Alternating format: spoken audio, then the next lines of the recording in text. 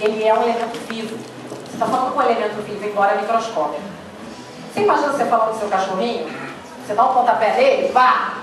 Ele vai ficar assustado, vai sair correndo. Você dá um biscoitinho, faz um carinhozinho, ele vai te responder de outra maneira. Fermento é isso. Se você respeitar como é a fermentação biológica natural, ela vai te responder de alguma maneira. E de preferência ela vai te responder bem e você vai ter um grande resultado. Você não está vendo, mas ele está aqui. Ele não cresce à toa. Vamos lá, alguém sabe o que é a diferença entre a fermentação biológica e a fermentação química?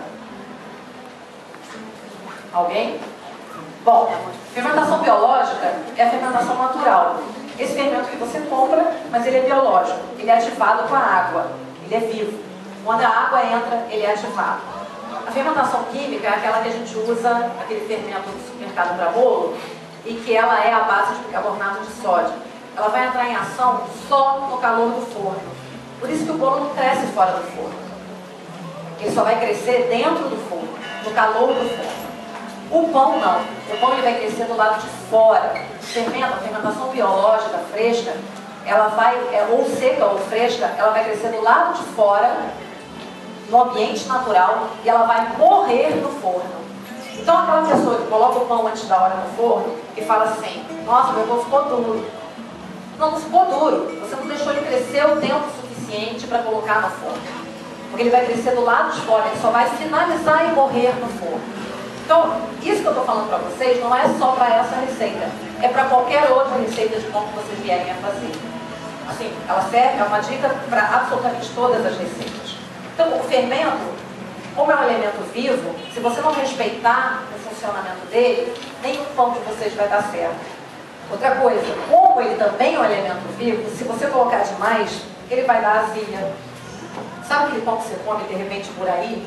Você fala assim, você sente o cheiro do pão ele está azedo? Aquela coisa, cheiro de fermento, é fermento demais.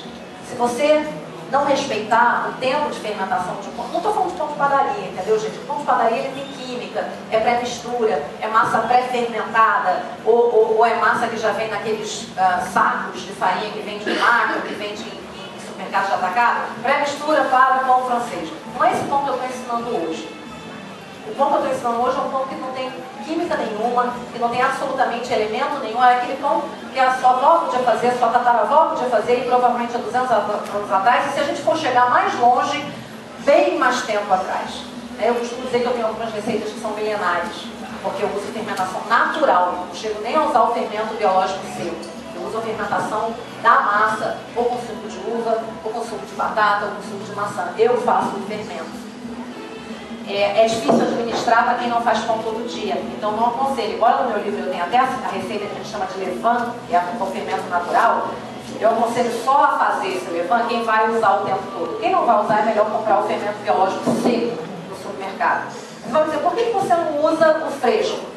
Porque o fresco, de quando ele sai da fábrica dele, até ele chegar na sua mãozinha, ele já alterou de temperatura e ele tem que ser mantido na geladeira.